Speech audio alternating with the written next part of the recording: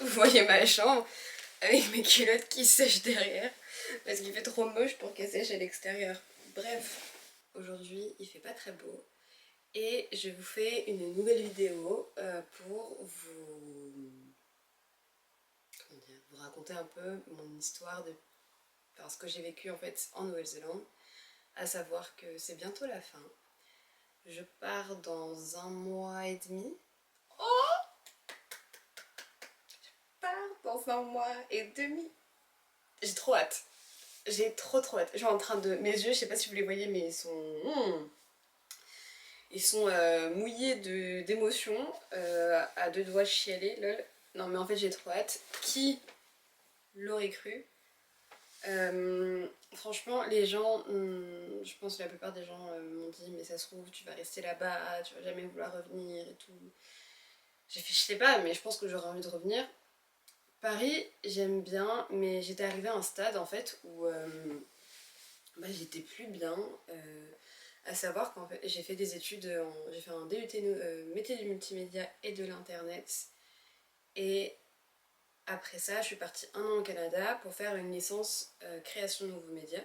Et en fait, à partir de ce moment-là, donc ça c'était en 2019, je suis partie en 2019 au Canada, je suis rentrée en avril ou mars, je sais plus, 2020, donc pendant le Covid. Et à partir de ce moment-là, en fait, j'étais en roue libre. Vraiment, je m'étais dit, je vais commencer à faire de la photo parce que j'adore la photo. Mais j'ai commencé à faire payer mes shootings. Ma passion a commencé à me quitter parce que quand tu commences en fait à faire payer des prestations, t'as tendance, enfin je dis t'as mais je vais parler de moi, mais moi j'ai tendance à me comparer aux autres. À me dire que eux ils font mieux que moi, qu'ils ont une meilleure communication que moi, ils ont les termes techniques, et comme je suis totalement autodidacte et que je suis une personne très têtue et que tout ce qui concerne les termes techniques, et j'aime pas du tout, enfin ça me fait chier pour le dire. Et du coup je les apprends pas, et quand je me retrouve à parler avec des gens qui sont dans le milieu, et j'ai l'impression d'être une vraie conne pour le dire, je suis désolée des termes, mais j'ai l'impression d'être totalement teubée à côté d'eux et de pas être légitime à faire travailler ma création, à vendre mes prestations.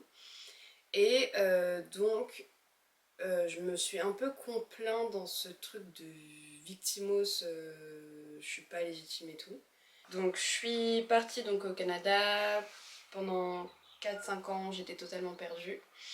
J'ai fait plein de boulots alimentaires, des boulots que j'ai kiffé en vrai, mais des boulots dans lesquels je me suis beaucoup trop investie. J'ai travaillé en vente, en tant que caissière, j'ai fait beaucoup de babysitting, ça fait combien de temps? Ça fait 10 ans. 10 ans que je fais du babysitting et ça m'a bien servi et ça m'a servi ici. Et franchement, juste j'en avais marre, et ça faisait depuis que j'étais au collège que j'avais entendu parler de la Nouvelle-Zélande. Ma prof d'anglais, qui s'appelle Madame Agnery, que j'aimais énormément, même si mon niveau d'anglais était pourri, eh bien, elle nous a fait avoir des correspondants néo-zélandais avec lesquels on échangeait par lettres. Donc on avait chacun un correspondant dans ma classe. Et moi, un seul truc dont je me rappelle, c'est que ma correspondante, c'était une femme et qu'elle s'appelle Nicolas. Et que je m'en souviendrai toujours parce que ça m'avait vraiment choqué le fait qu'elle s'appelle Nicolas et que ce soit une meuf et pas un mec. Mais comme quoi, dans tout pays, en fait, les prénoms peuvent avoir un genre différent. Et du coup, je m'étais dit, ah, un jour j'irai et tout, j'irai en Nouvelle-Zélande. Bref, l'idée part de mon esprit. Je vais au Canada faire mes études, je reviens en France à cause du Covid. La seule chose que je vais faire, c'est repartir. C'est repartir, sauf qu'on peut pas repartir. On peut pas repartir. J'ai fait un prêt étudiant, ce qui fait que rembourser, en fait, tout. Mon prêt, pour l'instant, c'était un peu pas possible parce que j'avais tout claqué. J'avais tout dépensé. Parce qu'une amie m'a dit mais de toute façon l'argent il est à toi, il reviendra, t'inquiète. J'aurais pas dû l'écouter. C'est encore mon amie aujourd'hui, hein, mais j'aurais pas dû l'écouter, j'aurais dû vraiment faire attention. Et j'ai fait plein de trucs comme ça avec l'argent aussi, où je me suis vachement mis dans la merde, et j'ai appris en me prenant des murs. J'ai appris, et du coup maintenant je suis toujours une bonne dépensière, mais je fais beaucoup plus attention. Là par exemple, je sais que je vais pas mal dépenser parce que j'ai des voyages qui arrivent. et j'essaie de bosser le plus possible, de mettre le plus possible de côté et de me restreindre. Et voilà. Voilà mon but en tout cas pour le moment, mais bref. Donc je regarde sur le petit internet et tout, où est-ce que je peux repartir et tout, et je vois, oh, il y a des PVT. Qu'est-ce que c'est un PVT? C'est un permis vacances-travail. Et en gros, c'est un PVT qui te permet d'avoir un visa de touriste et un visa de travail en même temps. À savoir qu'en Nouvelle-Zélande, pour moi, la vie, elle est aussi chère qu'en France. Elle est aussi chère qu'à Paris. Surtout si vous gagnez en fait des dollars néo-zélandais. Quand tu gagnes de l'euro, ça va, tout est quasiment à moitié prix. T'achètes 4 trucs, ça te coûte 70 dollars au supermarché. C'est bon. Ça fait comme à Paris, voilà, bref, flemme. Donc faut faire hyper attention, et c'est aussi pour ça que j'ai choisi aussi de bosser en restauration, c'est parce que bah t'as la bouffe qui est comprise, et ça aide financièrement, ça aide beaucoup. Donc tu manges pour gratuitement, et du coup j'attends ces 5 ans, j'ai pas assez d'argent pour partir, mais je dépense quand même beaucoup trop. Il y a le Covid, on peut pas repartir, et puis au moment où on peut repartir, je suis en mode non, je sais pas. Et en fait, il y a un moment donné, j'étais tellement dans le mal, j'étais tellement en train de me. En fait, vraiment, j'étais en train de me complaire dans mon propre malheur, dans ma propre spirale de dépression, à me lamenter et tout, que du coup, j'ai fait ok, c'est bon, je pars, parce que ça faisait déjà des mois que je regardais des vidéos de croyances limitantes et tout, blabla. J'y crois, hein, je fais ça, mais j'y crois, et c'est sûr, parce que ce qu'on nous apprend quand on est petit, que ce soit par notre famille, nos professeurs, nos amis, ça peut avoir un. C'est pas que ça peut, ça a un énorme impact en fait sur notre développement personnel quand on grandit. Mais c'est à ce moment-là où je me suis dit, mais en fait, Jade, bouge ton cul. Bouge ton cul, arrête de te plaindre, arrête de parler et fais les choses. Et avec le peu d'argent que j'avais mis de côté pour rembourser mon prêt étudiant, j'ai utilisé cet argent-là et je suis venue en Nouvelle-Zélande. Ça n'a pas été du tout de tout repos, ça n'a pas été incroyable dès le début parce que je suis arrivée en fait en hiver, et à savoir qu'ici, travailler, en fait rechercher un travail, c'est hyper compliqué parce que c'est la saison basse. Ça a été le pire mois et demi que j'ai pu vivre. Donc je suis arrivée, j'ai fait un Airbnb, je suis arrivée chez des locaux qui m'ont vachement aidée pour l'anglais, parce que je suis arrivée avec un niveau d'anglais qui était proche de zéro. Enfin, même pas proche de zéro, mais presque. Ensuite, j'ai fait une auberge de jeunesse pendant une semaine, et à partir de ce moment-là, j'ai commencé à faire tous mes papiers, à poser des demandes et tout pour trouver un travail. Et quand j'étais dans l'avion, en atterrissant en Nouvelle-Zélande, je suis tombée sur un couple qui ont été mes petits anges gardiens en fait, parce que j'ai vachement parlé avec eux, ils m'ont proposé d'échanger qu'on échange de contact en fait, et ils m'ont dit si jamais il y a un problème, tu nous dis, il n'y a pas de souci. Et moi j'ai dit bah pareil pour vous, si vous avez un problème, il n'y a pas de souci. On s'est vachement entraidés niveau papier, administration et tout. Et à un moment donné, j'étais vraiment dans la merde, je commençais à plus avoir d'argent, je trouvais pas de travail. J'étais en train de me dire, mais en fait, le peu d'argent qui me reste, je vais l'utiliser pour prendre mon billet d'avion retour, sauf que moi, je suis têtue, et je déteste échouer, c'est pour ça que je fais pas les choses. C'est que je déteste échouer, et ce qui fait que je m'étais dit, mais en fait, j'ai pas envie de rentrer, et j'ai accepté, moi qui n'accepte pas souvent l'aide des autres, j'ai accepté en fait qu'on m'aide, et ce couple-là m'a hébergée pendant 1 mois et demi. Grâce à Hello, en fait, elle avait été prise au parc Hayat d'Auckland, et elle a refilé mon CV. J'ai fait un entretien, je me suis préparée de fou, elle m'a aidé à me préparer de fou. J'ai passé cet entretien, ça a été compliqué. La directrice du pôle en fait F&B de l'hôtel m'a dit écoute, j'ai peur par rapport à ton niveau d'anglais, mais j'ai quand même envie de te donner un essai parce que tu présentes bien, tu parles bien, t'as l'air motivée et tout. Et moi j'ai fait ah merci, mais moi je l'ai tout de suite pris comme un truc de vas-y, je vais pas être prise et tout. Bref. Quelques jours arrivent, elle me dit tu vas faire un. Je crois que j'avais un essai 2 jours plus tard, un truc comme ça, ou 3 jours plus tard. Donc je fais mon essai. C'était de la plonge. C'est pas compliqué de faire de la plonge. Je suis arrivée un jour où on s'est fait totalement défoncer. Il y avait tellement, mais tellement, tellement de monde. Le dirigeant du parc Hyatt de Nouvelle-Zélande, il est dirigé par c'est des Asiatiques, mais je crois que c'est des Chinois. Donc il y a énormément de Malaisiens, de Chinois, d'Asiatiques en général en fait dans cet hôtel. Et ils n'ont pas du tout la même manière de travailler que les Européens. C'est des machines de guerre, mais vraiment des machines de guerre. Et je me suis très bien formée avec eux, c'était pas facile non plus au début parce que bah faut aller super vite, faut comprendre. Sauf que moi je comprenais pas parce que du coup l'anglais c'était, enfin vraiment c'est vraiment, c'était fatigant, même si je travaillais que 2 heures, c'était fatigant mentalement parce que commencer un taf qui est intense plus apprendre une langue en même temps et essayer de se faire comprendre, être frustré parce qu'on n'arrive pas à exprimer ce qu'on a envie de dire, et bien au bout d'un moment t'es vraiment genre KO tout le temps. Mais bon, ça a été une super bonne expérience, j'ai beaucoup travaillé, j'ai eu des hauts, des bas, j'ai travaillé là-bas pendant 5 mois et demi, presque 6 mois. Et après ça, et ben, j'ai commencé une nouvelle aventure qui était incroyable, c'est que j'ai travaillé en tant qu'au pair pour une maman qui est réalisatrice et qui était là pour la réalisation d'une série américaine. J'ai pu faire comment ça s'appelle? J'ai pu... Ah, comment on dit? J'ai fait de la figure... J'allais dire un extra, mais ça c'est en anglais. J'ai fait de la figuration dans cette série pour une scène dans un épisode. Mais vraiment une scène. Mais c'était tellement bien. Et j'ai fait ça avec sa fille du coup. Plus la nounou de la showrunner. Et un des enfants. Parce que l'autre était malade. Donc un des enfants. C'était trop bien.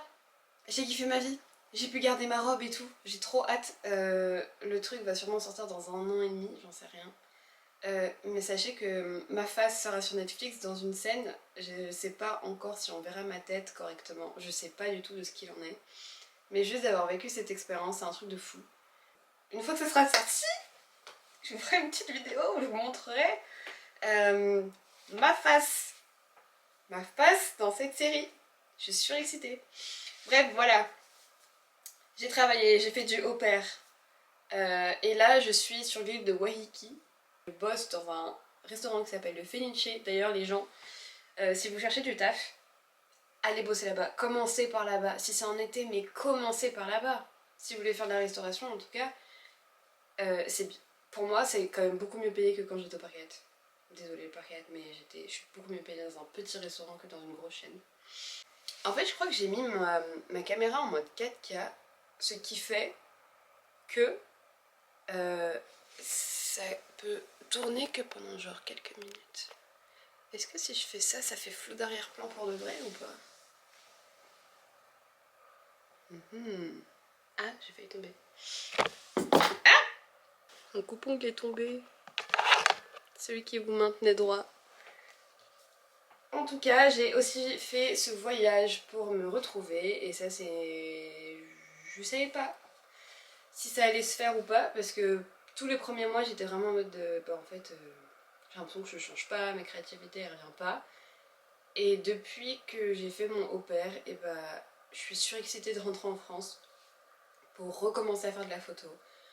J'ai vraiment envie en fait de... Déjà je vais refaire ma chambre, je vais filmer quand je vais refaire ma chambre. Parce que si vous voulez, j'habite à Paris, j'habite dans un immeuble haussmannien avec ma maman, sauf que ma chambre est mansardée. Elle est pas mansardée comme ça, hein. C'est un toit plat et tout en hauteur, sauf qu'il y a des mansardes sur les côtés, il y a des endroits où il y a des mansardes. Ce qui fait que c'est hyper compliqué de mettre des meubles et tout, d'avoir de la place pour ranger. Et j'ai un lit Ikea gigogne qui est génial, mais qui a plus de 10 ans. Et les lattes sont pétées, le tiroir sont en train de lâcher, donc je vais le virer. Et en fait, mon but, c'est de faire un lit en hauteur avec des meubles intégrés dedans, un espace sous le lit pour pouvoir ranger les choses et respirer. Voilà.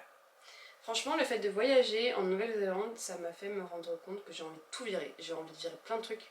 Ce que je vais faire là maintenant, c'est que je vais aller me balader.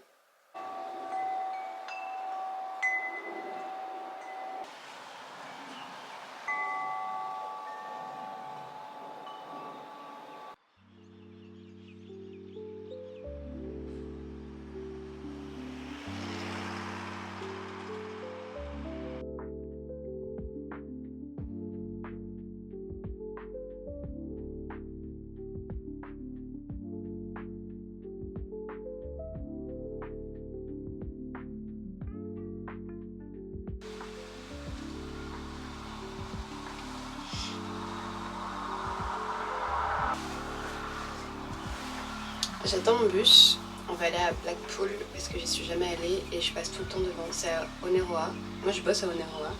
Le Blackpool c'est avant l'endroit où je bosse, avant le centre-ville. Et je passe tout le temps devant mais de loin. Ça a l'air beau. Ça se trouve il n'y a rien à faire. Mais on va y aller. J'écoute une musique qui est juste incroyable. C'est celle-là. Elle est trop belle.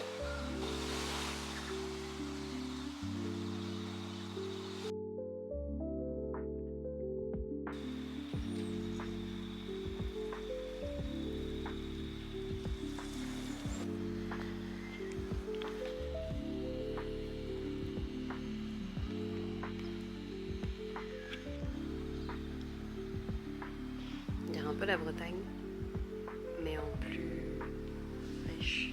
En fait, on dirait juste un peu la Bretagne parce qu'il fait moche.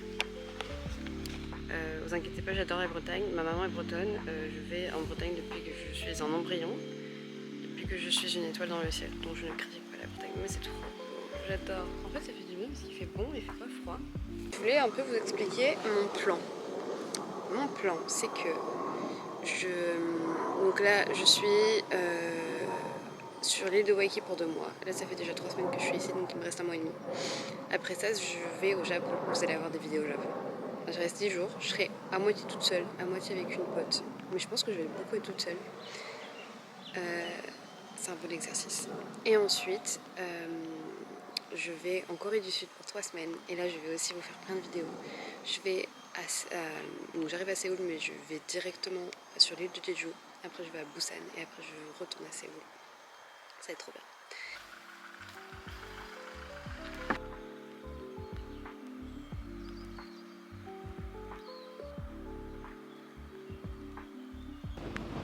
Vu qu'on est un peu dans un mood de Bretagne là, où il pleut, mais il fait bon, j'ai envie de manger des moules.